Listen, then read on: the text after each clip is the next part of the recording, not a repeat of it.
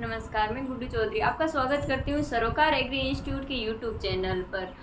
जैसा कि हमने देखा था कल के लेक्चर में हमने देखा कि सेल के बारे में, सेल क्या होती है, उसकी खोज किसने की और कितने प्रकार की होती है। उसके बाद में आज हम देखेंगे सेल वॉल।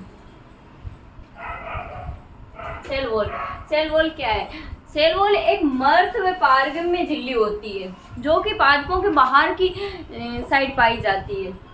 सेल वॉल की खोज रॉबर्ट हुक ने की थी। हमने देखा कि सेल की खोज रॉबर्ट हुक ने की थी 1665 ईस्वी में, जो कि एक मर्द कोशिका थी, मतलब कोर कोशिका थी। उसके बाद में प्लांट सेल वॉल सेल्यूलोज और हेमीसेल्यूलोज की बनी होती है। एनिमल सेल वॉल में सेल वॉल एब्सेंट होती है क्योंकि जंतुओं में सेल वॉल नहीं पाई जाती।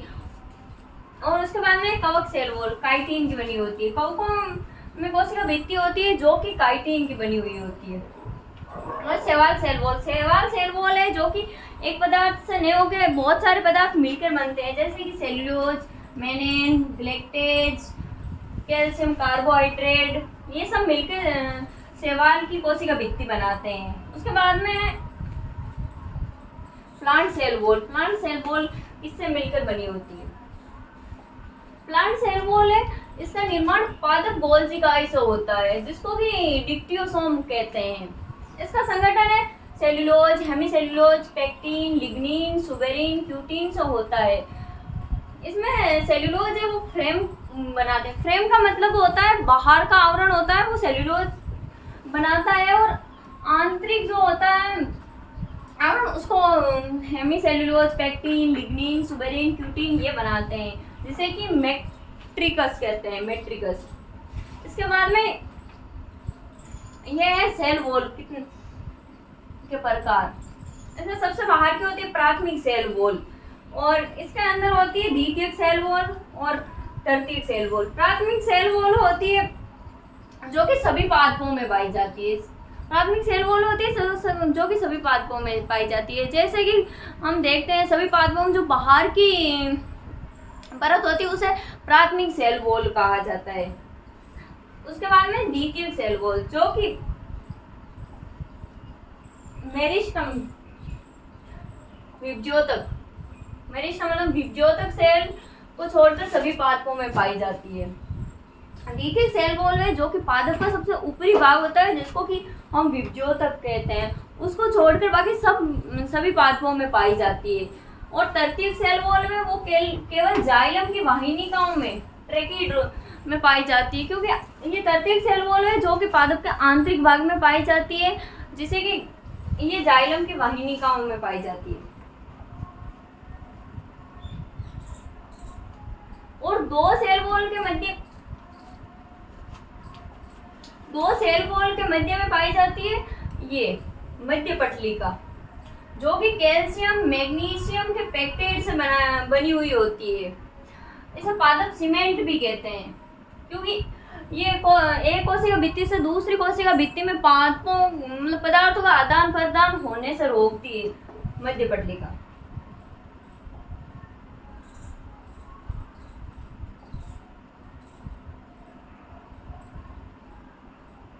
इसके बाद में कौन सी सेल वॉल में एक ही परत होगी, वो है मेरिस्टम। जैसे कि आपने देखा है मेरिस्टम विभज्योतक होती है, उसमें एकमात्र द्वितीय भित्ति मतलब कोशिका भित्ति होती है, उसका द्वितीय परत नहीं पाई जाती क्यों, वो एक मेरिस्टम में ही नहीं पाई जाती। उसके बाद में कौन सी सेल वॉल में तीनों परतें पाई जाती है, वो की जाइलम की वाहिनिका। हमने देखा कि तीसरी परत है वो की जाइलम की वाहिनिका में ही पाई जाती है।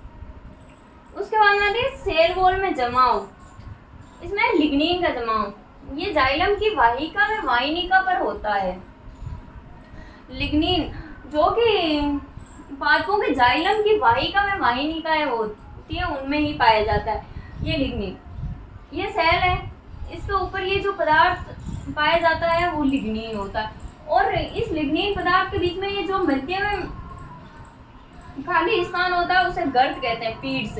लिग्निन की परत के मध्य में जो खाली स्थान होता है इसी से पदार्थों का आदान और प्रदान होता है। मतलब पदार्थों के परिवहन में काम आती है। और लिग्निन कागज उद्योग के लिए भी लाभकारी होती है। उसके बाद होता है सुबेरिन का जमाव। सुबेरिन कोर्क सेल पर पाई जाती है। कोर्क सेल मतलब पादपों की प्राथमिक झिल्ली होती है, कोशिका भित्ति, उसके बाहर की साइड पाई जाती है ना, उसे सुबेरिन कहा जाता है। और ये कैस्पेरियन परत जड़ों में भी पाई जाती है। ये जड़ों में इसलिए पाई जाती है क्योंकि ये जड़ों को दूसरे नीचे भूमि में जब जड़ें जाती है तो उनको हानि ना हो जाए, उसे रोकने के लिए।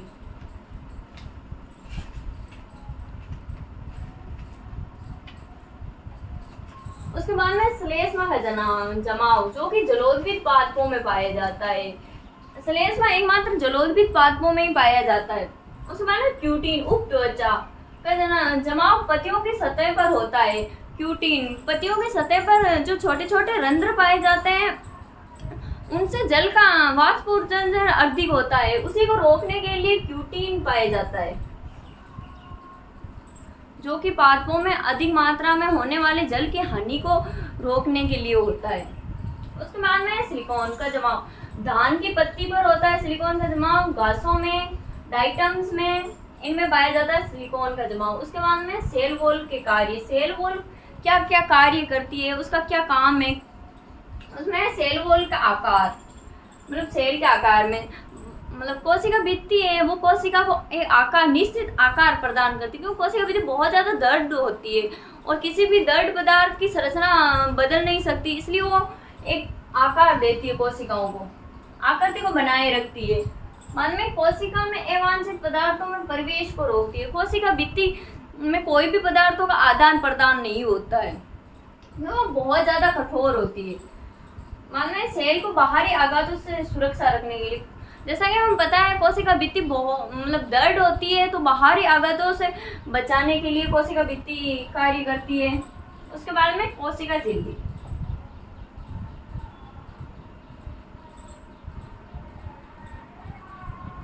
कोशिका झिल्ली जिसे हम सेल मेम्ब्रेन कहते हैं, ये चयनात्मक पारगम्य पारदर्शी होती है। कोशिका झिल्ली जो कि चयनात्मक, पारदर्शी और पारगम्य होती है, इसमें पदार्थों का आदान प्रदान होता है। इसमें सेल मेम्ब्रेन शब्द कार्ल नागली ने दिया था। प्लाज्मा लेमा शब्द प्लोव ने दिया था। इकाई कला मॉडल है वो कि रॉबर्टसन ने दिया था। और इसकी मोटाई, सेल मेम्ब्रेन की मोटाई होती है 70 से 110 डिग्री एंगस्ट्रेन। 70 से 110 डिग्री एंगस्ट्रॉन होती है इसकी मोटाई। और इसके बाद में संरचना में आता है लियोइडेट सिद्धांत। लियोइडेट सिद्धांत ओवरटन ने दिया था। इस कोशिका झिल्ली के 3 सिद्धांत है जो कि सबसे फेमस है। उसमें पहला आता है लियोइडेट्स का सिद्धांत, दूसरा आता है सैंडविच मॉडल, और तीसरा आता है जिसे हम तरबूज मॉडल भी कहते हैं, पलम पूड़ी मॉडल। इसमें पहला है लियोइडेट्स सिद्धांत, ये ओवरटन ने दिया था। ये ज़्यादा महत्वपूर्ण और समझने में नहीं आया था, इसी वजह से इसके बाद में सैंडविच मॉडल, इसे त्रिस्तरीय मॉडल भी कहते हैं। इसकी खोज डेविंसन व डेनियल ने की थी। ये उभयधर्मी भी होता है। इसमें पहला जो होता है वो है प्रोटीन का, मतलब इसमें 3 लेयर होती है। उसमें पहली लेयर होती है प्रोटीन की, उसके बाद में आती है फॉस्फोलिपिड की, उसके बाद में वापस फॉस्फोलिपिड की परत आती है, उसके बाद में आती है वापस प्रोटीन की परत। ऐसे करके ये इसे त्रिस्तरीय मॉडल कहते हैं। जो ये प्रोटीन की परत होती है उसकी मोटाई होती है 20 एंगस्ट्रॉन। उसके बाद में फॉस्फोलिपिड की 2 परतें होती हैं, उनकी मोटाई होती है 35 डिग्री एंगस्ट्रॉन। उसके बाद नीचे की परत होती है, उसकी भी मोटाई सेम ही होती है 20 डिग्री एंगस्ट्रॉन। और इसमें ये जो पाए जाते हैं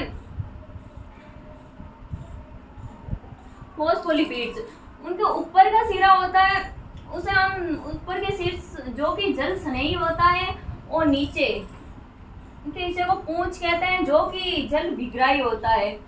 ये सिरा होता है जो कि जिसे शीर्ष कहते हैं, जो कि जल स्नेही होता है। और ये पूंछ, नीचे का भाग जिसको हम पूंछ कहते हैं, वो जल विग्राही होता है। उसके बाद में तरल मोज़ेक मॉडल जिसे तरबूज मॉडल और गुलाब जामुन मॉडल भी कहते हैं। इसको इसको सिंगर और निकोलसन नामक वैज्ञानिकों ने दिया था। ये सर्वमान्य मॉडल है, सबसे ज्यादा मान्य मॉडल यही है, तरल मोज़ेक मॉडल, इसे तरबूज मॉडल। जैसे इसने इन वैज्ञानिकों ने बताया था, जैसे कि तरबूज होता है, उसके अंदर जो लाल गिरी होती है वो तो पदार्थ होता है, और जो उसमें मध्य में बीज होते हैं वो इलेक्ट्रॉन होते हैं। शाखा सेल को इसके बाद में इसका चित्र, इसमें ऐसा है कि ये दो परतें होती है जो कि फॉस्फोलिपिड की समांतर परतें होती है। ये दो परतें होती हैं जो कि फॉस्फोलिपिड की बनी हुई होती है, और इसमें ये संरचनाएं होती है जो शाखा होती है, इसको शाखा बोलते हैं, जो कि कोशिकाओं की पहचान करने के लिए होती है। इनका निर्माण ग्लाइकोप्रोटीन और ग्लाइकोलिपिड से, मतलब ग्लाइकोप्रोटीन और ग्लाइकोवसा से होता है। ये दूसरी कोशिकाओं की पहचान करने के लिए होती है, और ये होती है बाह्य प्रोटीन जो कि 30% होती है, और आंतरिक प्रोटीन होती है इन परतों में जो कि 70% होती है। मतलब बाह्य प्रोटीन है वो तो कम है, और आंतरिक प्रोटीन अधिक मात्रा में होती है। और ये टेनल प्रोटीन जो कि कोशिका के पूरे भाग में फैली हुई होती है और पदार्थों का आदान प्रदान करने के काम आती है।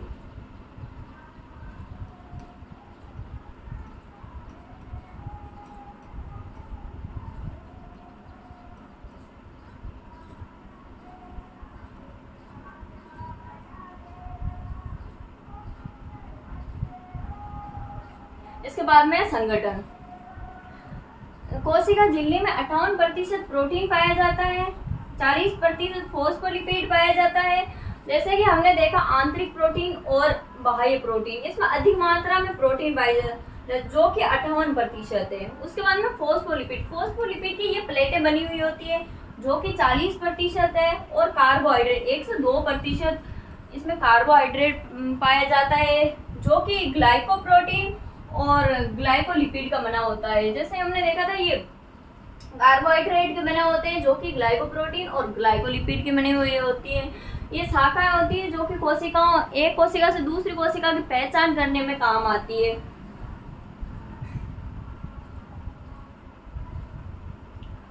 उसके बाद है कोशिका झिल्ली की प्रकृति अर्ध तरल होती है। जो कोशिका झिल्ली है जो कि अर्ध तरल है, मतलब पदार्थों का आदान प्रदान आसानी से होता है इसमें,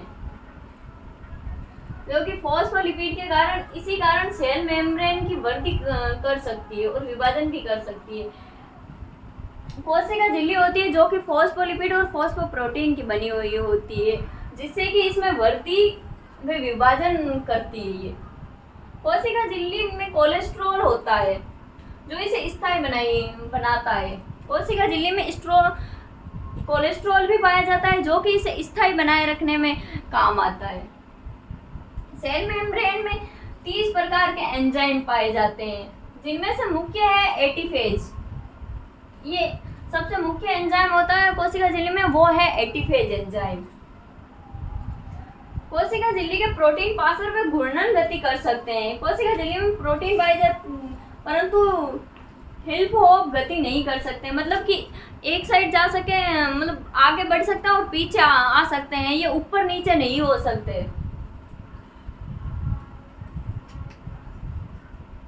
हिप हॉप गति नहीं कर सकते। कोशिका झिल्ली की बाहरी सतह ग्लाइकोप्रोटीन की में ग्लाइकोलिपिड की शाखाएं होती है जो कोशिका को पहचानने का कार्य करती है। जैसे कि अपन ने देखा था ऊपर जो शाखाएं पाई जाती है झिल्ली के बाहर की सतह पर, जो कि ग्लाइकोप्रोटीन और ग्लाइकोलिपिड की होती है, जो कि कोशिका की पहचान करने के काम आती है। उसके बाद में कुछ प्रोटीन कोशिका झिल्ली की पूरी मोटाई में पाई जाती है। हमने देखा टर्नल प्रोटीन होती है जो कि कोशिका झिल्ली होती है उसकी पूरी मोटाई में पाई जाती है। ये पदार्थों का परिवहन का कार्य करती है।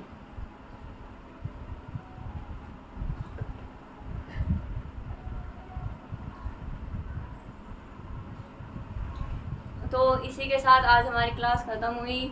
जैसे कि आज हमने देखा कोशिका भित्ति क्या है, किन पदार्थों की बनी हुई है, कोशिका झिल्ली कितने प्रकार होते हैं, कोशिका भित्ति के कितनी परतें होती है कोशिका।